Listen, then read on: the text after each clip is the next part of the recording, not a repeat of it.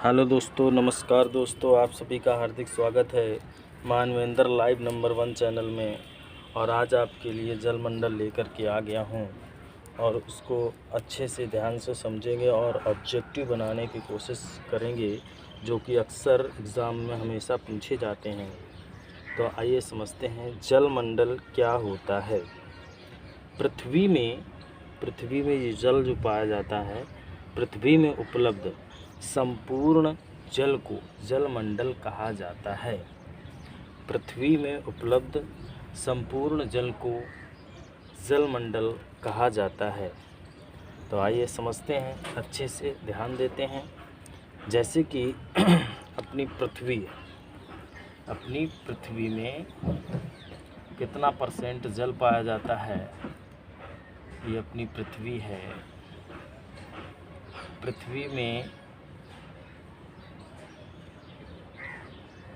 29%, पृथ्वी में 29% भूमि है, 29% भूमि है और 71% जल पाया जाता है। तो इसका मतलब ये होता है कि जल का 2/3 भाग पृथ्वी में पाया जाता है, 2/3 भाग, और भूमि का 1/3 से थोड़ा सा अधिक भाग पाया जाता है। 1/3 से थोड़ा सा ज़्यादा भाग पाया जाता है। और आगे चलते हैं, ध्यान से समझने की कोशिश करेंगे तो अच्छे से ये टॉपिक हम लोग कवर कर लेंगे। आइए चलते हैं, इनकी विशेषताएं क्या होती हैं, इनको ध्यान से समझते हैं। सर्वप्रथम पृथ्वी पर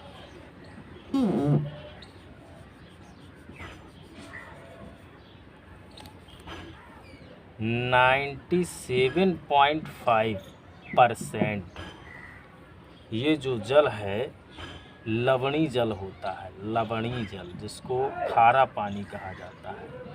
लवणीय जल जो खारा पानी होता है, जिसको हम लोग पी नहीं सकते हैं, वो लवणीय जल अपनी पृथ्वी पर 97.5% पाया जाता है। और कि कहीं कहीं पर कुछ किताबों में दिया होता है 93% और 90, अगर 97 दिया है 97 में टिक मार देना है।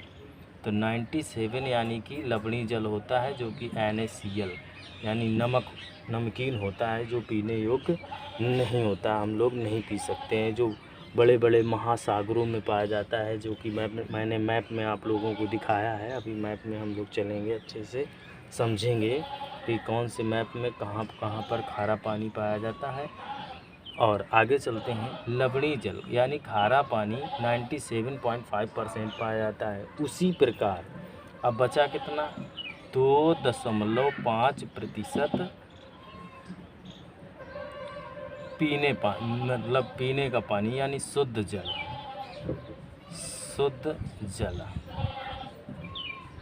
या मीठा पानी कहा जाता है। मीठा पानी, शुद्ध जल या मीठा पानी होता है, जिसको हम लोग पी सकते हैं। अब इनमें भी एक विशेषता होती है, विशेष विशेषता होती है, क्योंकि 2.5% शुद्ध जल पाया जाता है, जिसे मीठा पानी कहते हैं, जो हम लोग पीने योग्य पानी प्रयोग करते हैं। तो आइए आगे चलते हैं, इसकी विशेषता होती है, क्योंकि 97.5% लवणीय जल यानी नमकीन पानी होता है, खारा पानी होता है, और जो बचा हुआ इनमें से है 2.5% पीने का पानी या शुद्ध जल या मीठा पानी इसको कहा जाता है। इसमें भी विशेषता होती है कि जो शुद्ध जल पीने का पानी जो होता है 1.5% जो बर्फ़ की चट्टानों से जमा हुआ है, जो हम पी नहीं सकते, मतलब पीने का पानी होता है, बर्फ़ जमा हुआ है अपनी पृथ्वी पर।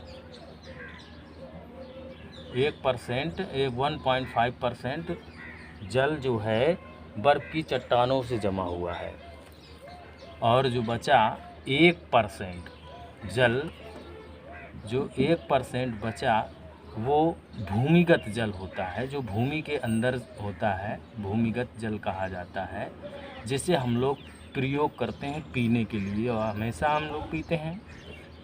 1% पृथ्वी यानी नदियों में और झीलों में, तालाबों में इत्यादि में ये मीठा पानी पाया जाता है, जो कि 1% है अपनी पृथ्वी पर। तो अपनी पृथ्वी पर 1% जल जो है वो पीने वाला पानी है, जिसको हम लोग प्रयोग करते हैं। और इसी वजह से हम लोगों को पानी की बचत ज़रूर करनी चाहिए, क्योंकि अपने पृथ्वी पर जो पीने का पानी है जिसे हम लोग फैलाते हैं, व्यर्थ फैलाया करते हैं, ये 1% जल है। और खारे पानी की प्रधानता 97.5% है, जो लवणीय जल है, जिसको हम लोग नहीं पी सकते हैं। मीठा पानी बिल्कुल नहीं होता है। और जो मीठा पानी होता है, बर्फ़ से मीठा पानी 2.5% अपनी पृथ्वी पर पाया जाता है।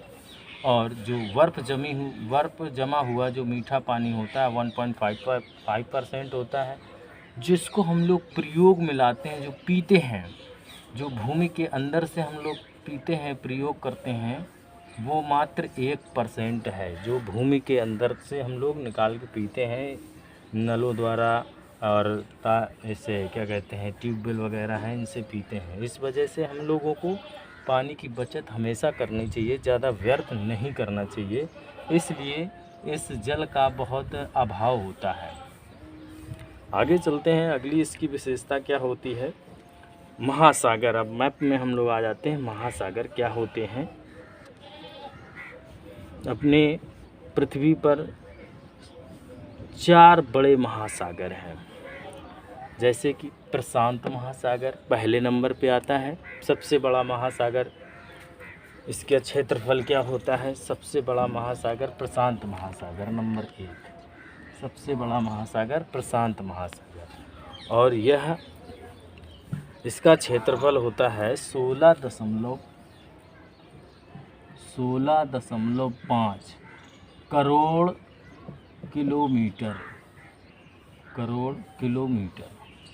याद रखिएगा, क्योंकि प्रशांत महासागर इधर भी है और ये भी है, जिसके मध्य से मतलब भूमध्य रेखा गुजरी हुई है और इसका स्थान पहले नंबर पे आता है। अभी इनकी विशेषताएं बहुत अच्छे से समझेंगे और थोड़ा सा इसमें समझ लेते हैं।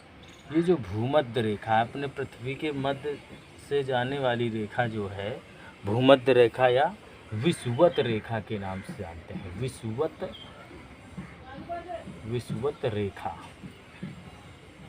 रेखा क्या होता है। इसकी लंबाई जो है 40,075 किलोमीटर इसकी लंबाई होती है। विषुवत रेखा की लंबाई 40,075 किलोमीटर होती है। आगे चलते हैं। ये उत्तरी गोलार्ध होता है और ये दक्षिणी गोलार्ध होता है। तो जल सबसे ज़्यादा कहाँ पर कितना परसेंटेज पाया जाता है। अपने उत्तरी ध्रुव पे यानी उत्तरी गोलार्ध पे 60% जल और 40% भूमि पाई जाती है। ठीक उसी प्रकार दक्षिणी गोलार्ध में 80% जल और 20% भूमि पाई जाती है, जिसका कारण है कि दक्षिणी गोलार्ध में जल की मतलब अधिकता सबसे अधिक है, सबसे अधिक जल पाया जाता है। उसी प्रकार अंटार्कटिका क्या होता है। ये ध्रुव पर स्थित है। ये ध्रुवों पर यहाँ पर बर्फ़ जमी हुई है। बर्फ़ की चट्टानें, बहुत बड़ी बड़ी बर्फ़ की चट्टानें पाई जाती हैं, जो कि सालों साल हमेशा बर्फ़ से ढके रहते हैं। ये 98% इसमें बर्फ़ जमा हुआ है अंटार्कटिका में। इसलिए दक्षिणी गोलार्ध में सबसे अधिक पानी की प्रधानता पाई जाती है, सबसे अधिक मात्रा में जल पाया जाता है। तो आइए हम चलते हैं आगे। तो ये आपको समझ में आ गया होगा सभी को कि दक्षिणी गोलार्ध में 80% जल पाया जाता है और 20% भूमि पाई जाती है। इसलिए दक्षिणी गोलार्धों में जल की प्रधानता सर्वाधिक है और उत्तरी गोलार्धों में 60% जल तथा 40% भूमि पाई जाती है। आगे चलते हैं महासागर की ओर, प्रशांत महासागर। इससे जुड़े हुए कुछ क्वेश्चन समझते हैं। सागर प्रशांत महासागर से क्या क्या पूछा जाता है उसको ध्यान से समझते हैं। प्रशांत महासागर का जो क्षेत्रफल है वह 16.5 करोड़ किलोमीटर पाया जाता है। और वहीं पर दूसरा महासागर है अटलांटिक महासागर, जिसका क्षेत्रफल होता है 8.3 करोड़ किलोमीटर होता है। उसी प्रकार तीसरे नंबर पे आ जाते हैं, ये होता है 7.3 करोड़ किलोमीटर ये होता है।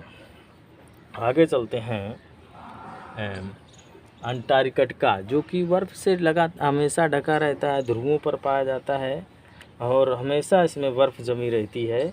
इस वजह से इसमें टापू तैरते रहते हैं। उसको बाद में समझेंगे, पहले इसको समझते हैं महासागर। इसको प्रशांत महासागर को ध्यान से समझिएगा। प्रशांत महासागर में क्या होते हैं दोस्तों, नोट करते रहिए, क्योंकि मैं मिटता जा रहा हूँ बीच बीच में। और उनमें देश कौन कौन से पाए जाते हैं। सबसे पहली विशेषता है प्रशांत महासागर एशिया, ऑस्ट्रेलिया एंड दक्षिणी अमेरिका और उत्तरी अमेरिका को घेरे हुए सबसे बड़ा महासागर होता है। और इनके किनारे जो होते हैं, इस तरह से ये किनारे पर अग्निवलय के नाम से जाना जाता है। अग्निवलय का मतलब होता है, मैंने भूकंप चैप्टर में आपको पढ़ाया था कि सबसे अधिक मात्रा में भूकंप आते हैं। यानी प्रशांत महासागर के तटीय क्षेत्रों में सर्वाधिक मात्रा में भूकंप आते हैं और ज्वालामुखी विस्फोट होते हैं। और इससे जुड़ा हुआ एक क्वेश्चन और बनता है, जैसा कि है आगे चलते हैं ध्यान से समझने की कोशिश करते हैं कि ये जो है प्रशांत महासागर में एक मेरियाना गर्त, जो कि सबसे गहरी खाई पाई जाती है प्रशांत महासागर में, जिसे मेरियाना गर्त कहा जाता है। इस तरह से बहुत गहरा खाई है जिसे मेरियाना गर्त के नाम से जाना जाता है। मेरियाना गर्त कहा जाता है, जो प्रशांत महासागर में पाई जाती है। ये खाई होती है बहुत गहरा, जिसकी लंबाई 11,022 मीटर होती है।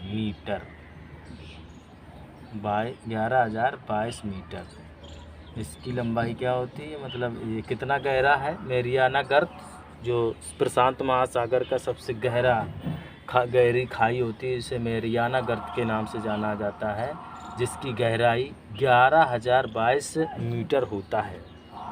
तो एक और इसमें से क्वेश्चन पूछ दिया जाता है, पृथ्वी के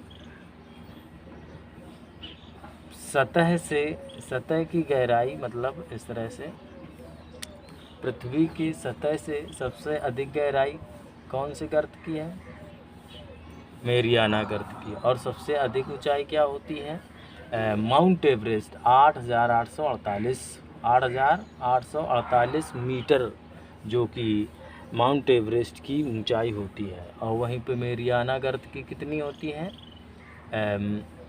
अभी 11,022 मीटर इसकी बताई थी मैंने, तो 11 किलोमीटर इसको मान लेते हैं। और ये 8 और 1 9 किलोमीटर इसको मान लेते हैं। तो इसके पृथ्वी की केंद्र से सबसे गहरा और सबसे ऊंचे कितना होगा, कितनी गहराई और कितनी ऊंचाई होगी पृथ्वी के केंद्र से, ये होती है टोटल 20 किलोमीटर का गहरा केंद्र होता है। केंद्र से ऊंचाई और गहराई सबसे ज़्यादा कितनी होती है, 20 किलोमीटर की। आइए आगे चलते हैं, समझ में आ रहा होगा दोस्तों, नोट करते रहिएगा। तो ये इससे ऑप्शन ज़रूर पूछे जाते हैं अक्सर हमेशा जलमंडल से। आगे चलते हैं अटलांटिक महासागर। अटलांटिक महासागर जिसका क्षेत्रफल होता है 8.3 करोड़ किलोमीटर में फैला हुआ है। और ये जो है नॉर्थ अटलांटिक के नाम से इसको कहते हैं, और ये साउथ अटलांटिक के नाम से जाने जाते हैं। आगे चलते हैं। ये जो है इनमें इस तरह से एक ज्वालामुखी पहाड़ी पाई जाती है जो जल में कहीं कहीं पर उभरी हुई है, कहीं पे इस तरह से उठी हुई है। ज्वालामुखी की पहाड़ी पाई जाती है जिसको हम कटक कहते हैं। कटक के नाम से जाना जाता है, इसको कटक के नाम से जाना जाता है। कटक क्या होता है? ये ज्वालामुखी विस्फोट करते हैं, यहाँ पर ज्वालामुखी अक्सर विस्फोट हुआ करता है। और ये जो है अपने अटलांटिक महासागर की विशेषता होती है। अटलांटिक महासागर में ये सबसे ज्वालामुखी विस्फोट करने वाली कटक जो एक पहाड़ी नुमा होता है, जिसे हम ज्वालामुखी विस्फोट होते हैं और अक्सर हमेशा भूकंप आते हैं। और इसमें जैसे कि और एक क्वेश्चन पूछ देता है, जैसे चैलेंजर कटक होता है, यहाँ पर चैलेंजर कटक के नाम से भी जानते हैं। तो इस तरह से यहाँ पर एक पहाड़ी पाई जाती है जिसे ज्वालामुखी पहाड़ी कहा जाता है। और इसमें आगे चलते हैं। इसी महासागर में एक घास का सागर होता है जिसमें घास जमी होती है, जिसे सारगैसो घास के मैदान, घास का सागर कहा जाता है। ये घास का जो सागर होता है यहाँ पर इस तरह से बना लेते हैं। घास का जो सागर है जिसमें समुद्र के ऊपर घास जमी हुई है, जिसे सारगैसो कहा जाता है।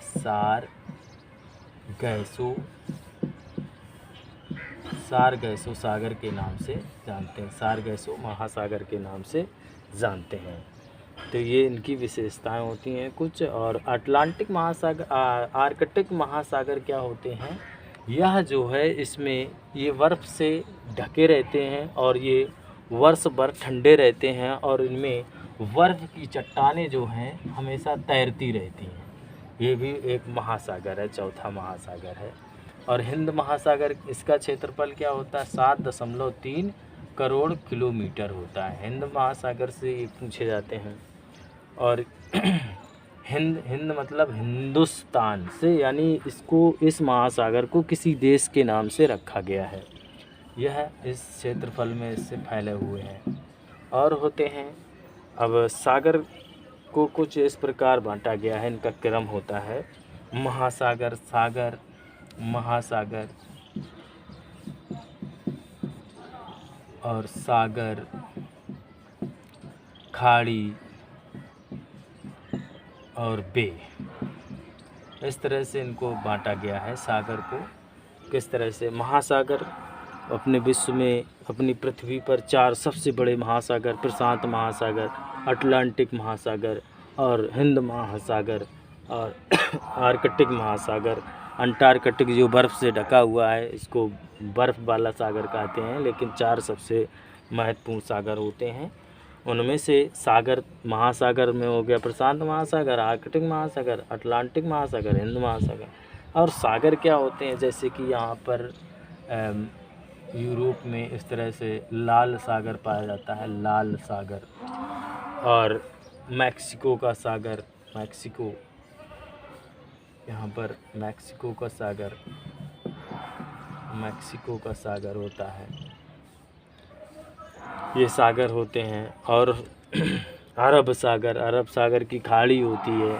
अब खाड़ी में क्या होते हैं? जो वह क्षेत्रफल जो टापुओं से घिरा हो चारों तरफ से, मतलब ये देश जो होते हैं एशिया, यूरोप और इनसे घिरा हुआ जो क्षेत्र होता है, जो कुछ अंदर पाया जाता है, जैसे कि अरब सागर, अरब सागर,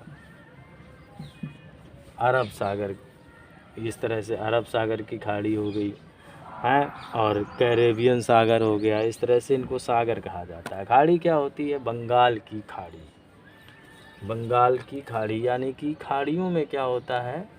एक तो अरब की खाड़ी हो जाएगी, अरब सागर भी होता है, और जो टापुओं से घिरे होते हैं, छोटे छोटे द्वीप होते हैं, जैसे ये द्वीप हो गया है ना। इस द्वीप को क्या नाम से पुकारते हैं? मेडागास्कर द्वीप। मेडागास्कर, इसको मेडागास्कर द्वीप कहा जाता है। मेडागास्कर द्वीप के नाम से जानते हैं इसको। और अंडमान निकोबार वगैरह है, लक्षद्वीप है, ये सब बे के अंतर्गत आते हैं, बे द्वीप के अंतर्गत आते हैं। बे कहा जाता है जिसे, जो कि टापुओं के बीच में जो खाई सी पाई जाती है, जैसे बंगाल की खाड़ी है, उसको बे कहा जाता है। और जो खाई पाई जाती हैं, खाइयों के बीच में जो टापू पाए जाते हैं, उनके बीच में जो जल होता है, जल का क्षेत्र होता है, झील होती है, उनको बे कहा जाता है। बे के नाम से इनको जानते हैं।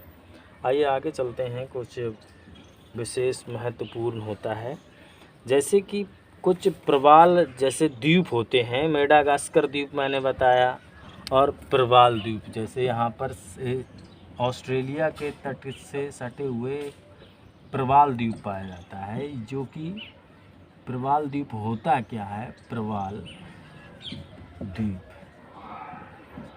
द्वीप क्या होते हैं, इनको समझते हैं। ये मेडागास्कर है, मेडागास्कर।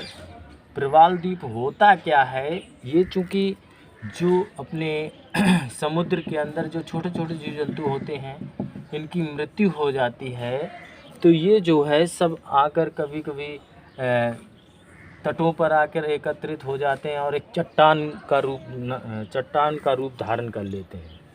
जैसे कि उसका उदाहरण तौर पे ये प्रवाल द्वीप, जो कि सोडियम युक्त होते हैं, इनमें सोडियम पाया जाता है और ये चट्टानें बन जाती हैं, इनको प्रवाल द्वीप कहा जाता है। जो जीव जंतु मर के कभी पृथ्वी के अंतर्गत चट्टान का रूप धारण कर लेते हैं, और कभी जल के अंदर चट्टान का रूप धारण कर लेते हैं, और कभी तटों पर आकर चट्टान का रूप धारण कर देते हैं, उन्हें प्रवाल द्वीप। एग्जाम्पल तौर पे प्रवाल द्वीप जैसे ऑस्ट्रेलिया प्रवाल द्वीप, मेडागास्कर अफ्रीका में, और अंडमान निकोबार द्वीप समूह, लक्षद्वीप, इस तरह से ये जो है प्रवाल द्वीप का ही उदाहरण होते हैं।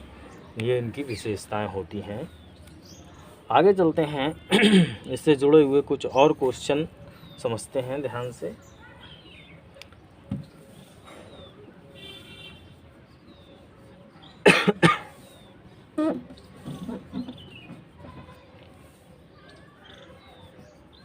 आई होप दोस्तों, उम्मीद करता हूँ कि समझ में आ रहा होगा अच्छे से। और इनका औसतन कैसे निकाला जाता है, महासागरों के औसत लवणता क्या होती है, जो खारा पानी होता है वास्तव में उसका एग्जाम्पल, उनका औसत, जलों का औसत कैसे निकाला जाता है, अक्सर एग्ज़ाम में हमेशा पूछा जाता है। इसकी औसत लवणता, महासागरों की औसत लवणता जो होती है, लवणता, ये 35 प्रति हजार ग्राम होता है। सबसे अधिक 35 प्रति हजार किलोग्राम लवणता पाई जाती है समुद्र में। जो खारा पानी होता है, इनका औसतन 35 प्रति हजार किलोग्राम होता है।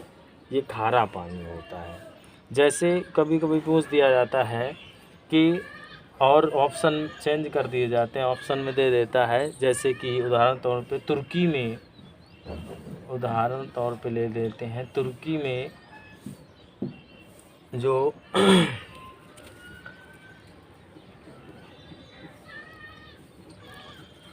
वान झील जो पाई जाती है तुर्की में, वान झील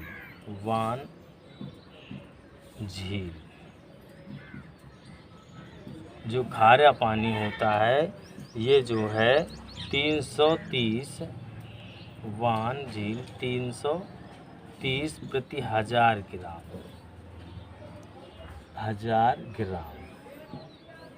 और एक और, अगर ये नहीं देगा, सबसे खारा पानी 330 ग्राम जो तुर्की में वान झील में पाया जाता है, जो सबसे खारा पानी होता है। उसी प्रकार इसमें मृत सागर, मृत सागर भी होता है। मृत सागर इसमें जो है 238 प्रति 1000 ग्राम खारा पानी पाया जाता है। इसका औसत इस तरह से होता है। आगे चलते हैं दोस्तों।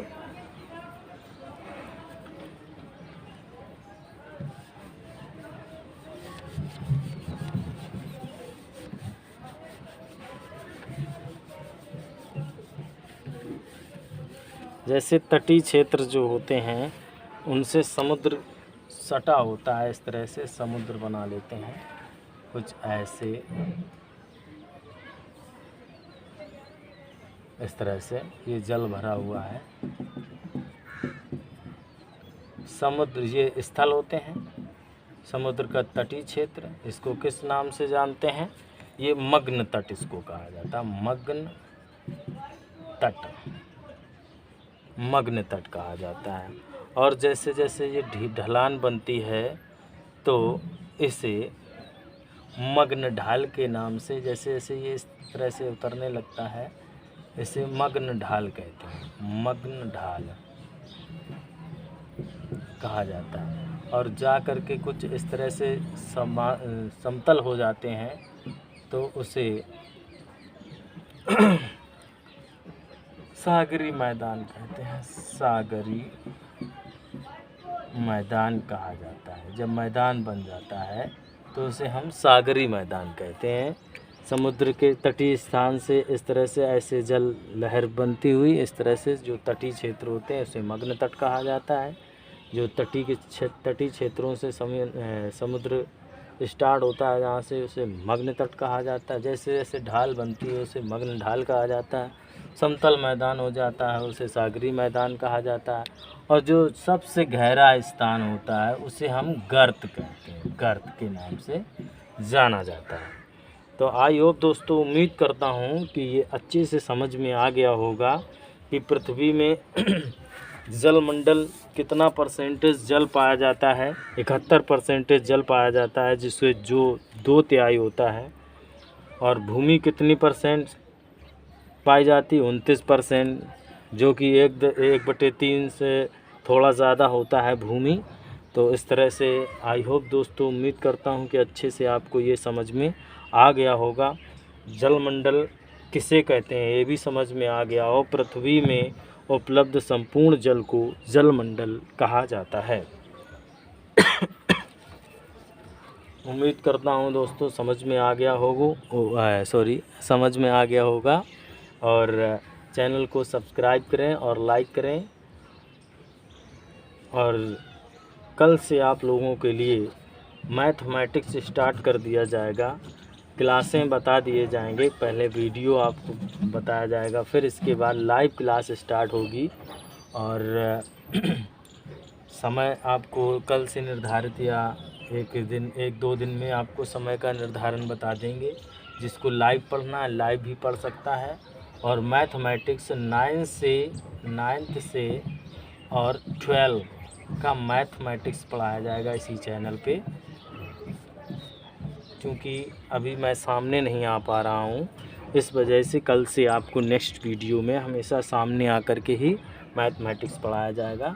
और कल से आपको 9th से 12 तक का मैथमेटिक्स शुरुआत से नंबर 1 से पढ़ाया जाएगा। ज़्यादा से ज़्यादा चैनल को सब्सक्राइब और लाइक करना ना भूलें। मानवेंद्र लाइव नंबर 1 चैनल को ज़्यादा से ज़्यादा शेयर करें, सब्सक्राइब करें। अच्छा लगा हो तो सब्सक्राइब ज़रूर कर लें, लाइक कर दें। थैंक यू आज